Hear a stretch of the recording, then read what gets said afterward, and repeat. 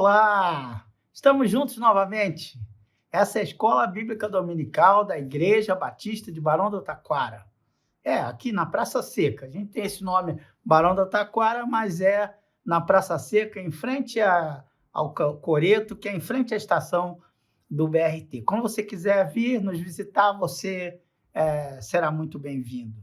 Nós estamos estudando o Sermão do Monte, passeando pelas Escrituras, e a gente usa a revista como referência, porque, na verdade, o nosso livro-texto é a Bíblia Sagrada, a Palavra de Deus. Nós mergulhamos nas Escrituras. No domingo passado, nós vimos um pouco da oração do Pai Nosso, e a gente vai continuar a leitura do texto e investigar alguns princípios que Jesus deixa registrado nesses ensinos extraordinários do Sermão do Monte. Mas antes de continuar essa lição, quero convidar você a orar comigo e deixar o seu coração diante do Senhor, para que não as palavras que eu fale aqui, ou os desenhos que eu faça aqui, eles motivem a você, mas que você possa ver algo além disso, que Deus possa falar no seu coração, como tem falado no meu, com muita força em cima deste preciosíssimo texto que é o registro do Sermão da Montanha, que na verdade não é um sermão, né? Eu não sei se você lembra disso. O Sermão do Monte começa no capítulo, aqui em Mateus, começa no capítulo 5. Eu vou ler só para você recordar, né? Se você não acompanhou as outras lições, e mesmo se você acompanhou, pode ter esquecido. Mas olha aqui, capítulo 5, versículo 1. Vendo as multidões, Jesus subiu ao monte, se assentou, seus discípulos se aproximaram dele, e ele começou a ensiná-los, dizendo... E agora termina no capítulo 7 do Evangelho de Mateus, no último versículo 28. Quando Jesus acabou de dizer essas coisas, as multidões estavam maravilhadas com o seu ensino, porque elas ensinava como quem tem autoridade e não como os mestres da lei. Então, essa história de Sermão do Monte é subtítulo de Bíblia, não estava escrito aqui que era o Sermão do Monte, mas os ensinos de Jesus no monte. É isso que a gente está estudando. Jesus está sentado, batendo um papo com a gente e ensinando como a gente deve dar valor às dimensões do reino que ele está estabelecendo a partir de nós mesmos. Bem, depois de falar tanto, né, vamos finalmente orar e dedicar esse tempo de estudo ao Senhor. Senhor, nós te pedimos em nome de Jesus que a tua palavra grite, que ela fale aos nossos corações e que nós tenhamos mente e corações comprometidos para entendermos o que o Senhor quer nos dizer. Nós te pedimos assim, em nome de Jesus. Amém. Amém. Vamos lá, depois da oração do Pai Nosso, você vai ver que Jesus vai destacar de novo a questão, a dimensão do perdão, porque ele vai dizer, pois se perdoarem as ofensas uns dos outros, o Pai Celestial também perdoará vocês. Mas se não perdoarem uns aos outros, o Pai Celestial não perdoará as ofensas de vocês. Vejam como o que nós falamos semana passada é bem verdade. O grande desafio da oração do Pai Nosso é a nossa entrega total, é a nossa dependência total do Senhor e o desafio de sermos muito parecidos com Ele. Depois ele vai falar sobre jejum, que a gente não precisa ficar se apresentando para os outros com a cara de aquela cara acabada de quem está fazendo jejum para ser visto, porque o jejum é uma oração, mais do que uma oração, uma entrega, uma busca, um desejo de nos aproximarmos de Deus. Ora, se eu tenho desejo de me aproximar de Deus, para que eu vou fazer propaganda disso para os outros? É minha relação com Deus que eu estou, é na minha relação com Deus que eu estou investindo. Vejam o que ele diz no verso 17 e 18. Ao jejuar, arrume o cabelo, lave o seu rosto, para que não pareça aos outros que você está jejuando, mas apenas a seu pai, que vem em secreto. E seu pai, que vem em secreto, te recompensará. Agora, Jesus vai falar sobre os tesouros. Como é que a gente guarda tesouro no céu? Pensa, vai pensando aí, eu vou ler o texto e depois vou falar isso com você. Mas vai pensando, como é que você coloca uma moedinha lá no céu? Dá para pensar na época da Reforma Protestante, quando os homens botavam as moedas e os vendedores de indulgência falavam, cada moeda que você coloca aqui cai no céu. E eu tive a honra, o prazer, a satisfação de ir com a minha esposa a uma viagem à Itália. Eu gosto de artes, né? E nós vimos muitas coisas interessantes. Obviamente, quem vai à Itália fica fascinado com tanta história que tem lá, né? E numa dessas nossas idas, obviamente, a gente passou por igrejas, catedrais, coisas lindíssimas, e numa delas nós ficamos na celebração. Foi muito interessante. Eu fiquei sentado e, de repente, eu ouço barulho mesmo. A gente vê quando o cara depositou uma moeda ou colocou uma nota. Eu falei, gente, como é que a gente ouve o barulho? Depois eu vi o fio, tem um microfone dentro do lugar que bota as ofertas, e aí faz o barulho. E aí eu me lembrei dessa história da época da Reforma Protestante. Mas, sem brincadeira, vamos continuar lendo aqui. Não acumulem para vocês tesouros na terra, onde a traça e a ferrugem destrói e onde os ladrões arrombam e furtam.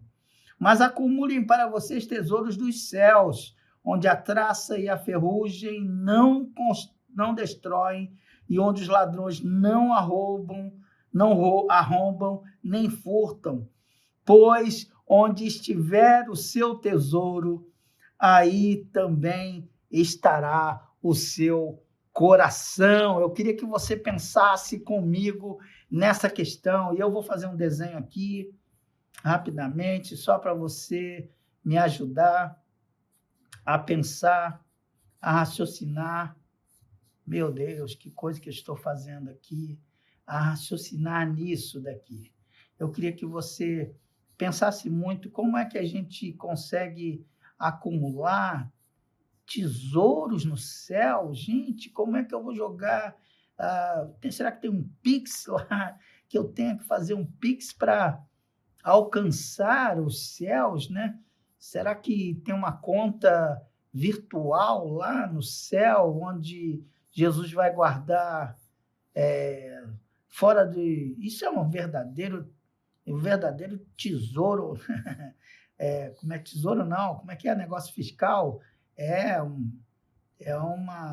paraíso, né? Um paraíso fiscal, quando eu consigo colocar no lugar que eu não tenha que encarar meus impostos e nada disso. Eu tenho que pensar com carinho. Isso aqui é uma brincadeira. Como é que eu vou colocar tesouros nos céus? Então, olha para cá, para o desenho, e imagine isso daqui, né? Como é que eu vou investir no reino de Deus? Na verdade, aqui, o que Jesus está nos ensinando é a diferença entre ambição e ganância. Estão lembrados que a gente estudou sobre a oração do Pai Nosso e do Pão Nosso? O pão é nosso, o Pai é nosso, e agora a gente acabou de ver sobre jejum, sobre perdão, e estamos vendo o tempo inteiro que isso tem a ver com comunidade, que isso tem a ver com compartilhamento, que isso tem a ver com vida além do meu umbigo, né? Que isso tem a ver com com coisas do nosso dia a dia.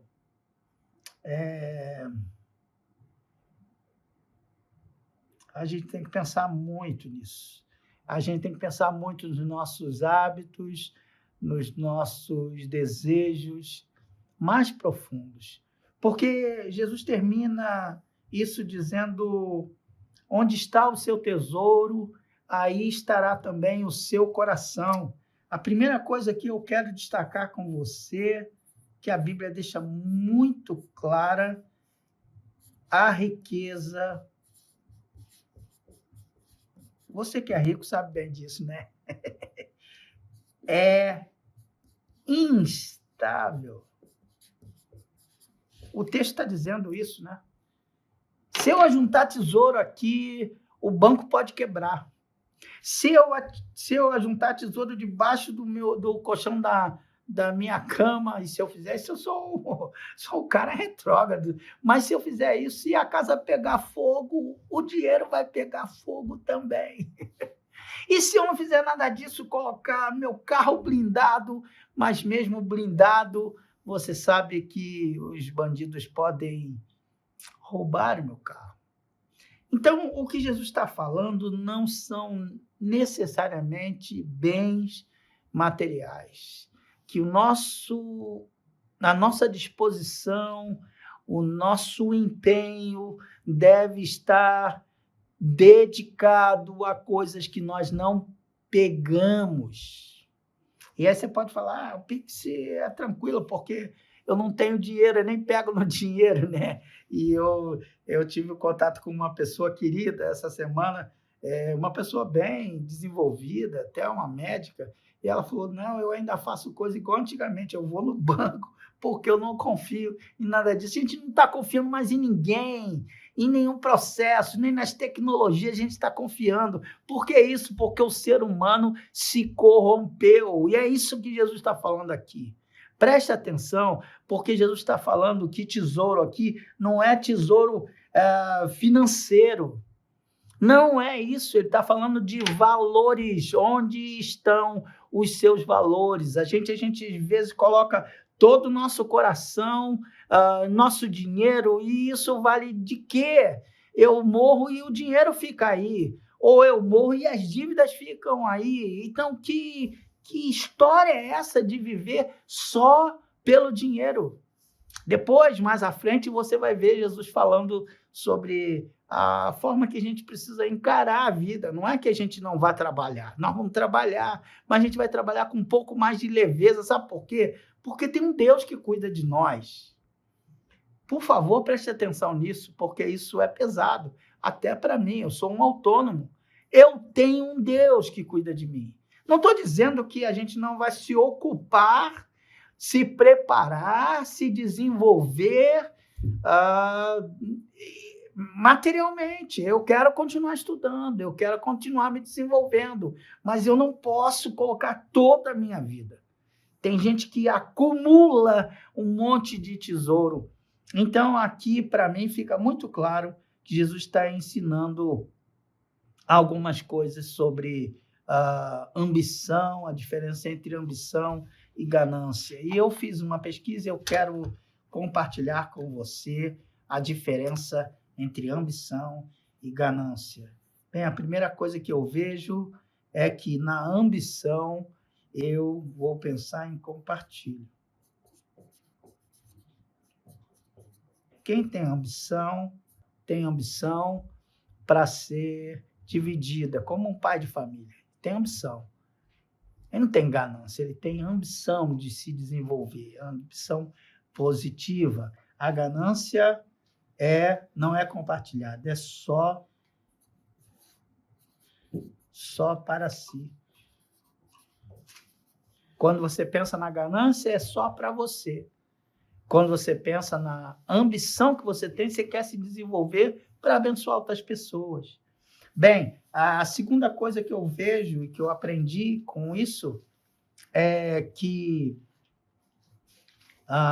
quem tem ambição está interessado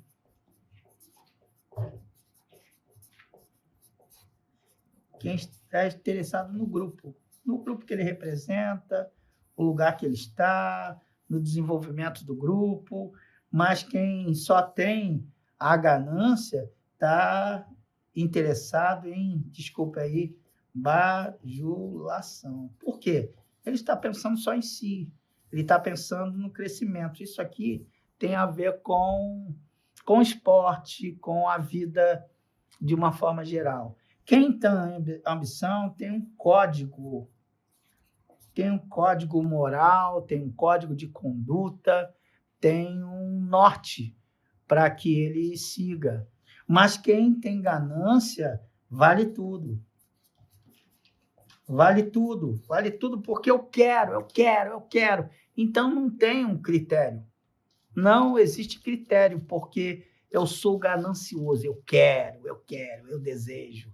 E aí não tem como esquecer My Precious.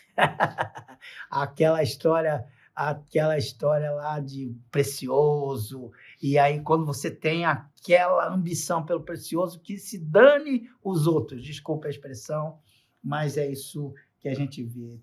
A quarta coisa que eu vejo da diferença de ambição e de ganância é que quem tem ambição tem o desejo de um legado. Eu tenho a ambição de fazer com que esse estudo, a escola dominical, se desenvolva, e eu quero deixar um legado. Por isso nós estamos aqui, eu e você. Mas quem tem ganância é inconsequente. O cara não está nem aí para essas coisas que a gente está falando. E, finalmente, quem tem ambição pensa na cumplicidade. Veja que pensa sempre no outro. Quem tem ganância não é fiel, é infiel. Só vale as coisas para ele, só valem os desejos dele. E eu quero ler texto para você. Provérbios, capítulo 23. Vou ler aqui, Provérbios, capítulo 23, 4 e 5. O que Jesus está falando é o que eu disse para vocês lá no começo. Jesus não está falando apenas da lei de Moisés, mas está falando da lei de uma forma geral, de todo o princípio do Antigo Testamento. Tanto que eu estou lendo para você Provérbios, capítulo 23, versos 4 e 5. Veja o que o sábio vai dizer. Não esgote suas forças tentando ficar rico. Tenha bom senso. As riquezas desaparecem, assim como você contempla, elas criam asas e voam como águias pelo céu. Então, veja, às vezes você fala, não, está tudo bem. E Jesus contou também uma história daquele homem que tinha muito dinheiro e mandou construir mais celeiros ainda. E ele chega a falar, a alma come, bebe, folga. E aparece um anjo e fala assim, rapaz, o que você tem aí? Vai ficar para quem?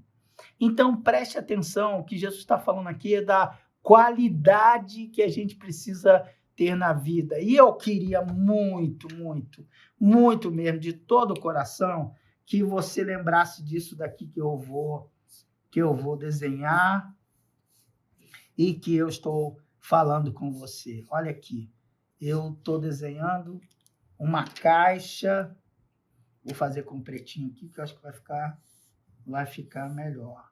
Uma caixa de tesouro. Por quê? O texto que vai falar de acumular riqueza, de acumular fortuna, de acumular bens, eu queria que você prestasse atenção em como ele termina. Ele termina dizendo, onde está o seu tesouro, ali vai estar também o seu coração. Vejam, não é não é o contrário disso. Como seria o contrário? Onde está o seu coração, ali está o seu tesouro. Não. É onde você coloca importância na vida, ali vai estar o seu coração? Pensa comigo agora. Se a coisa mais importante na sua vida é sapato, teu coração está no pé. Teu coração está no sapato. Se a coisa mais importante da sua vida é comida, teu coração está na comida. Se a coisa se o mais importante da sua vida é a sua família, seu coração vai estar na sua família. Isso é seu tesouro, percebe? Se meu coração é a minha vida profissional, se mais importante para mim é a minha vida profissional, meu coração vai estar dedicado única e exclusivamente à minha vida profissional. Onde está o seu tesouro? Há um tempo atrás a gente cantava uma música: lá está o meu tesouro, lá onde não há choro, onde todos cantaremos juntos hinos de louvor. É esse tipo de tesouro que Jesus está falando aqui. Eu preciso trabalhar para ter as outras coisas, mas isso não deveria ser o meu tesouro. O meu tesouro deveria ser coisas que eu não pego. E o que eu acumulo no céu? Acumulo no céu essas coisas que eu não pego. Então, você acha que vai acumular no céu inveja? Obviamente que não, porque inveja não vai entrar. Mas o amor que eu tenho vai entrar. Então, na verdade, eu vou acumular no céu o que já tem no céu. Eu queria que você pensasse nisso comigo. Eu vou acumular no céu valores que já existem, já estão no céu. Só que eles não estão ainda porque eu não os coloquei, ou melhor, eu não os acessei. Então, quando fala para acumular esses tesouros no céu, eu preciso acumular no céu amor, alegria, paz, relacionamento entre as pessoas. Jesus está dizendo que meu coração precisa saber onde ele está. Então, essa lição vai falar muito sobre identidade, que eu ia falar e vou falar. Que raio de identidade é essa que você tem? Por isso, o sermão, o ensino de Jesus no Monte, ele é tão difícil, porque ele vai pegar em questões que a gente gosta de separar, né? Vida material e vida espiritual. Jesus deixa claro que isso é tolice, que isso é ilusão. A vida é uma só. E eu tenho que saber, a gente vai ver um pouco mais à frente, criar as minhas prioridades. Os valores precisam estar muito bem definidos. Onde está o meu tesouro? Aí está o meu coração. Eu queria que você andasse um pouquinho mais, só um pouquinho mais comigo, e visse do versículo 22 em diante, a gente já está terminando, os olhos, eu vou ler para você, veja se faz sentido o que nós conversamos até agora. Os olhos são a candeia do corpo. Se os seus olhos forem bons, todo o seu corpo será cheio de luz. Mas se os seus olhos forem maus, todo o seu corpo está cheio de trevas. Portanto, se a luz que está dentro de você são trevas, que tremendas trevas são estas? Ninguém pode servir a dois senhores. Ou vai amar a um e odiar ao outro, ou se dedicará a um e desprezará o outro. Vocês não podem servir a Deus e às riquezas. Algumas versões mais antigas vão falar a Deus e a Mamon. O que aconteceu aqui? Jesus igualou riqueza, dinheiro com idolatria. Eu não tenho, mas se eu tivesse uma nota de R$100 e embolasse e deixasse no chão, o que você acha que ia acontecer? A primeira pessoa que passasse ia pegar, porque aquilo ali não é um papel, ele tem valor em si. Entendeu? Jesus está dizendo isso, a gente tem que saber separar as coisas. Obviamente, se eu tenho uma nota de R$100, eu não vou nem querer amassar. Eu vou cuidar dela com muito carinho e provavelmente vou segurar o máximo para não trocar, porque se eu trocar, eu sei que ela vai desaparecer. Não é assim que funciona? Jesus está dizendo que a gente tem que ter cuidado para não colocar os valores deste mundo acima dos valores celestiais. Então, a questão aí é onde está o meu coração e onde eu coloco os meus olhos. Ele falou, se seus olhos forem bons, todo o seu corpo estará iluminado. Mas se os seus olhos forem maus, e fala do que está dentro de nós, se o que está dentro de nós são trevas, essas trevas são profundas, é óbvio. Se eu olho com uma intenção, eu declaro o que está dentro de mim. Então, se eu tenho essa ambição, se eu tenho essa ganância, se eu tenho uma ambição desmedida, na verdade, eu sou desmedido, percebe? Então, aqui é uma introspecção. O que Jesus está falando é, se você quer descobrir aonde está o seu coração, perceba onde está o seu tesouro. Eu vou fazer um teste e vou fazer um teste com você, não, vou pedir para você fazer um teste quando você for ao shopping. Quando você for ao shopping, se você for com a sua esposa, ou se você for com seu marido, com seu namorado, perceba qual é o lugar que ele para no shopping. Perceba qual é o lugar que ela para no shopping. Eu sei as lojas em que minha esposa para. Só quero dar uma olhadinha. Ora, a loja que ela fala só quero dar uma olhadinha, é ali que o coração dela está. Viu? É fácil descobrir. Se você começar a prestar atenção nessas coisas, você vai perceber que todas as outras você passa direto no corredor do shopping. Mas naquela específica, você tem que parar para ela dar uma olhadinha. Porque o coração está naquilo ali. É muito curioso, isso funciona, e eu espero que funcione com você. Comigo funciona muito bem. Eu descubro onde está o coração e o que é o mais importante para aquela pessoa vendo isso. Às vezes, depende também do momento. Em alguns momentos, quando nosso filho era bem pequeno, eu já sabia, o lugar não era o mesmo que é hoje, que o Mateus hoje está grande. Mas quando ele era bem pequeno, a gente parava na loja de brinquedo, normalmente sem ele, né? Porque se vai com ele, aí ele vai querer levar alguma coisa, mas sempre pensando no filho, e é ali que estava o nosso coração. Hoje eu vou falar para vocês, a gente para junto na livraria, mas eu paro sozinho e ela tem paciência na papelaria e ela para na sapataria.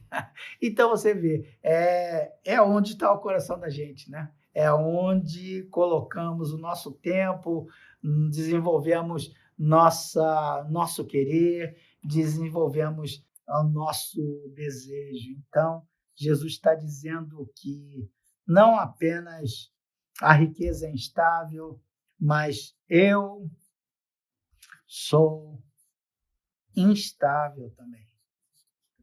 Ora, se eu sou instável também, o que eu preciso fazer? Bem, se eu sou estável também, o que eu preciso fazer? Eu preciso, isso é importante você entender, eu preciso da graça. Preciso da graça para quê? Para saber onde está o meu tesouro. E para que a graça trabalhada em mim me ajude a perceber que isso tem menos valor do que deveria ter. E que a graça que me salvou continue trabalhando em mim para que eu perceba onde está o meu tesouro. Ora, se o meu tesouro está em ganhar as coisas, em conquistar as coisas, em ter ganância por essas coisas, eu preciso pensar, isso é só para mim? Ora, se isso aqui é só para mim, eu tenho que questionar. Se isso aqui eu consigo com a negociação de valores fundamentais, como fidelidade, como correção, então eu tenho que me questionar. Se eu preciso conquistar as coisas sendo infiel à minha esposa, aos valores bíblicos, eu preciso me questionar. E eu só consigo fazer isso porque eu sou instável se eu estiver debaixo da graça de Deus. Você percebe? Eu vou falar isso várias vezes para você aqui. Estes ensinos de Jesus no monte são ensinos para o nosso viver diário. Esses ensinos a gente coloca em prática no domingo, na segunda, na terça, na quarta, na quinta, na sexta, no sábado. Talvez por isso a gente leia tão pouco a Bíblia, porque a gente não faz essa separação. Queria que você guardasse. Onde está o seu tesouro? Aí está o seu coração. E eu vou perguntar para você e quero terminar assim. Onde é que está teu coração? Pensa nisso. Boa semana. Deus te abençoe.